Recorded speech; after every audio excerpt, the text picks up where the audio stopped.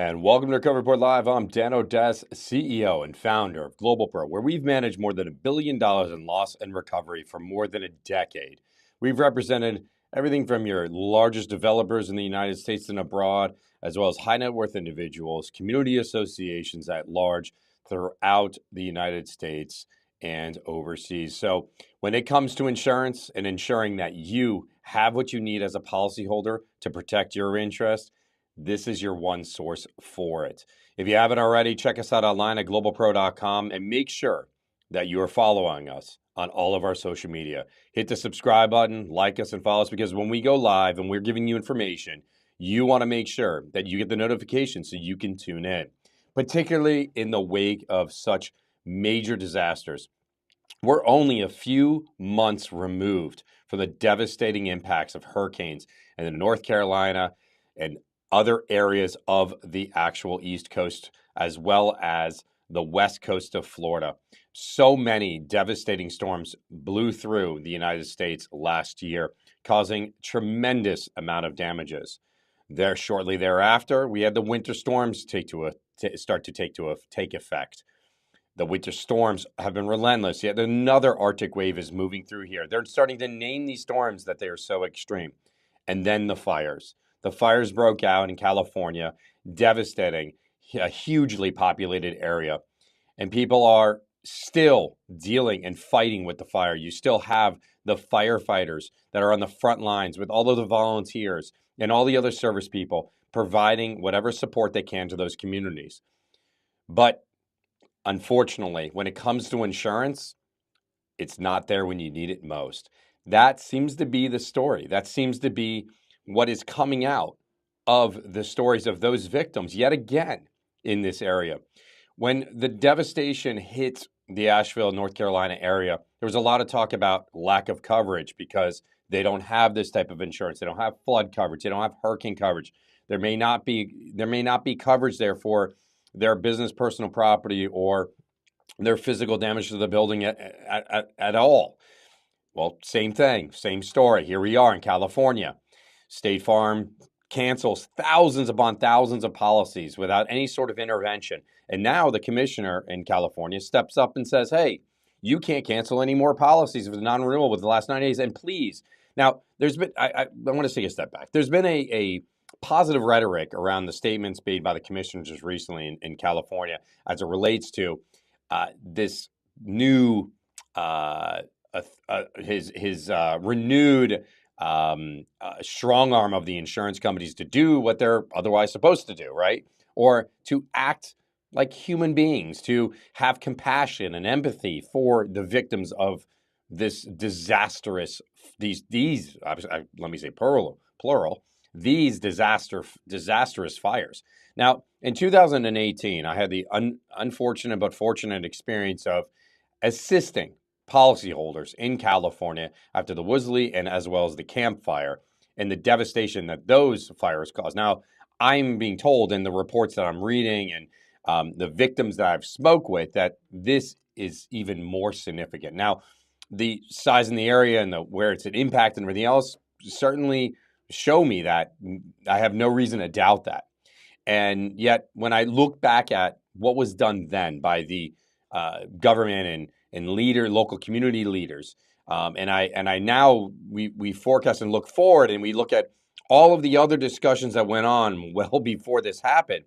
While yes, the commissioner stepped up and talked about a 90-day moratorium and some other relief, most of the other things that he actually included in his statements, and I read it on the commissioner's website, and I'll make sure that link is down there below so you can take a look at it as well, are requests of the insurance company. Now, it has been painted as if it's been a more than that. Okay, let me just simply state it that way. But they are requests. There's no real actual requirement of insurance companies to do to reinstate certain policies, to hold off on other certain actions that they're taking, or give a 60-day extension on premium payments. He's requesting of these things of the insurance industry to, again, hopes that they have some humanity in them, some empathy.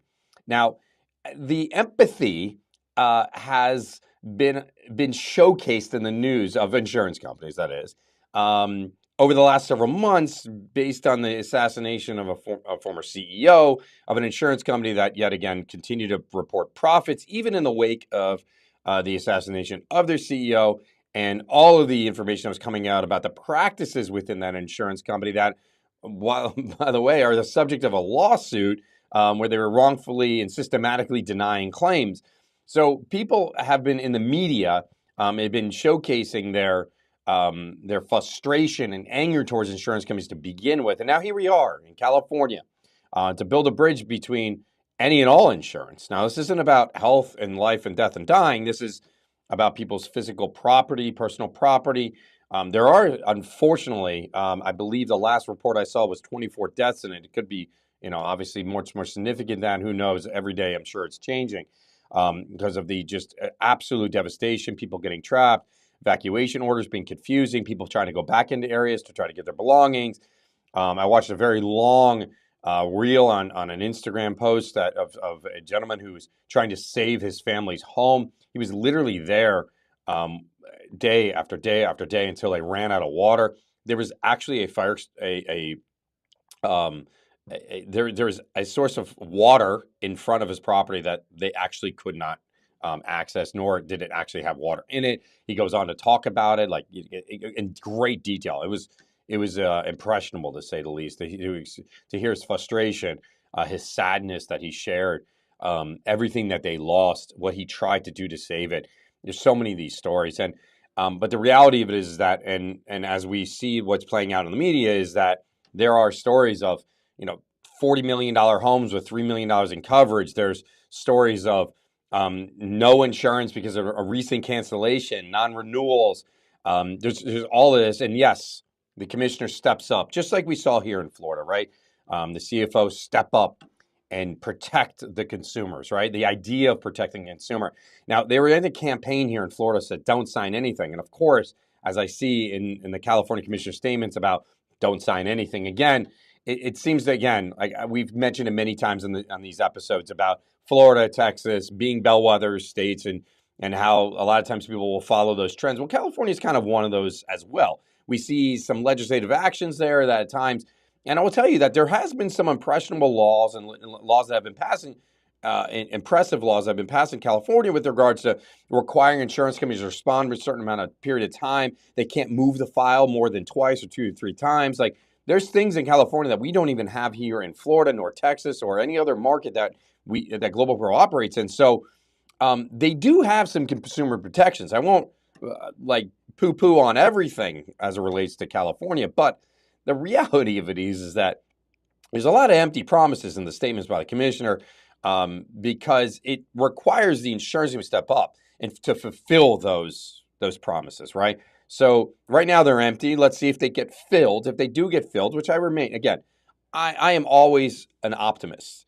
I have to be in what we do because we at times counsel our own clients in loss and disaster to help them through it, not only just physically, but emotionally, because we expect no matter what bad story we hear of insurance companies, when we hear about how they've refused to pay for a treatment, a child on their deathbed, and cancer patients and everything else, and then those people die and they don't get the treatments because insurance company won't do it. Or you hear about doctors who, even though they know there's not insurance there, or they believe it's going to get covered, still do the treatments, and there's this controversy over that, and all those other things. We hear those things. We as in our human nature, what I find with most policyholders is that they cannot relate what goes on with insurance companies, which at times own or operate property casualty insurance companies that sell homeowner insurance, to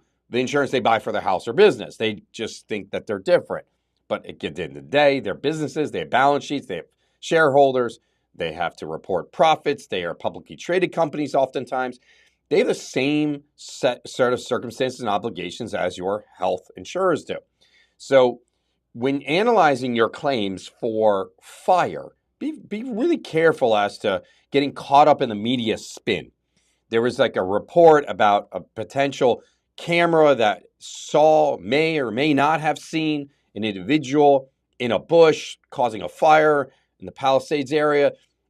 And I saw this post on, I believe it was Facebook or X, one of the other social media. We're on all the social media platforms, so constantly looking for information, sharing information, and responding to inquiries and doing these things. So excuse me if I just processing all of it is a lot sometimes. Where again, someone that we follow and has shared some information about loss and damage on the front lines, some credible information about weather and things like that, but goes on to start to report on potential exclusions in insurance. And again, know your role, okay? Your role is to report the weather. You're not an insurance adjuster. You know nothing basically of insurance other than what you've maybe done yourself or what you may have read in an article. You are not on the front lines dealing with this stuff. And I implore everyone to consider the source of the information. Particularly in today's world, I'm saying this, and I know you all have probably, whether it's this or other issues, political issues, stuff like that. I'm going to say it here on insurance. Consider your source of the information and what they're actually an expert in or not, and why. Because they go on to talk about how, if it's arson, then it's not covered, and blah, blah, blah, blah. This is circumstantial, guys. Right now, it's a wildfire. That's how it's been reported. They talk about the wildfires. The federal government does. The local, state, and federal. Like, everyone is talking about wildfires. In walks an account that has like hundreds of thousands of followers talking about exclusions because of arson, right? Consider your source, understand where it's coming from. Again, read every word of the commissioner's statements, read every word of the letters you receive from your insurance company. At times, immediately following a loss, if you reported a claim, particularly one like this, where there potentially may be a good 50-50 chance that you are not covered, you're going to probably, the first correspondence you get from your insurance company will be what's called a reservation of rights letter. It is not a denial letter. Your emotions are heightened. You're not sure what side is up. You've been scrambling. You've lost your home. Maybe you've lost a relative, a family member, a pet. Your business has been devastated or in fact impacted by it because of evacuations, etc., whatever. There's a question about income coverage because whether or not there was physical damage to your property or not. And I'll talk about the issue of soot here in a second, because in this episode, we are focusing on fires. And in the next episode, I'm going to focus on winter storms because the last episode, we talked about both. All right. And it's an important thing to realize that the reservation of rights letter you receive from insurance is not a denial. It may say that we believe that your claim may not be covered, but it is not a conclusive opinion as to coverage on it. And don't assume just because you have $3 million in limits on the appraised value of your home that was used as a replacement cost value on your policy, that's all you are covered for. That's also a confusing point and issue that we oftentimes see misconstrued and misunderstood. You may be entitled to additional coverage for debris removal, additional living expenses, increased cost of construction, ordinance issues. Like, there may be other opportunity for you to get coverage. So, and it's important that you correlate what you can get paid for under your own insurance with what the FEMA is going to actually give you in assistance to make sure there's no double dipping or issues, because we have seen the federal government claw back money. It's really important that you do not overstate what the situation is, but it's also important that you don't understate it. And as oftentimes people will overreact to situations, sometimes they will actually diminish the value of their own claim because it's not as quote unquote bad as their neighbor, right? And they feel bad for their neighbor because the neighbor lost everything, but they still have a house. But their house is obviously damaged, but not as bad as the house next door, which was totally destroyed. That doesn't necessarily mean that your home hasn't sustained substantial damage. In fact, it may even rise to the amount of your policy limits. It may. Maybe it doesn't. Who knows? But you want to be precise about your evaluations as well as your representations of your loss and damage. Take a step back, take a deep breath. Remember, these insurance companies are not your best friends. This is a contract. This is a business that needs to make money to survive. If it can make money here or there, it's going to, whatever it can. It's been proven, all right? The APA is doing an amazing job. While everyone is talking about bad actors, mitigation companies, public adjusters, attorneys, the APA is over here talking about Association of Policyholder Alliance is talking about insurance company fraud, fraud committed by insurance companies, which there's enormous amount of evidence of it just last year. So keep in mind, fraud occurs on both sides of the table. There's always bad actors on both sides of the table. Unfortunately, when I read the commissioner's recent statements in California, seem to focus a lot on public adjusters and agents and very little speak of what the insurance company's obligation. Why don't you talk about when the insurance companies are obligated to pay a claim? I didn't even see it mentioned in there. Like, tell them about the 90 days or 120 days. Tell them about how they can't move the file more than a few times and you should report that issue. We want you to know all that. That's what we're here for. That's what we want to provide you information, just like the APA is doing, where they highlighted insurance company fraud in a recent post I saw on Instagram. So there's a great resource to talk about what goes on the other side, which we talk a lot about here. But again, I don't want people to overreact to that either, because the reality of it is like, we got to go through the process. You got to document the damages. You got to accurately and properly report this. But your insurance agent is not there to represent you just as much as your insurance company is not there to represent your interests. No, only a licensed public adjuster or a duly licensed attorney can represent your interest at any point during the claim process. Now, in California, there's a 7-day moratorium on public adjusters. Why? Because the insurance companies lobbied for it. Not that it's in your best interest as a policyholder to wait 7 days to hire a representation that you're legally entitled to. What sense does that make? You don't file your taxes and wait 7 days to see how the IRS is going to respond, or file or defend a lawsuit, or file a lawsuit and hope the judge, hey, judge, give me an indication what you're going to do, and then give them the opportunity to review your case. No, only in insurance do we see this one-sidedness, right? The contract is written by them.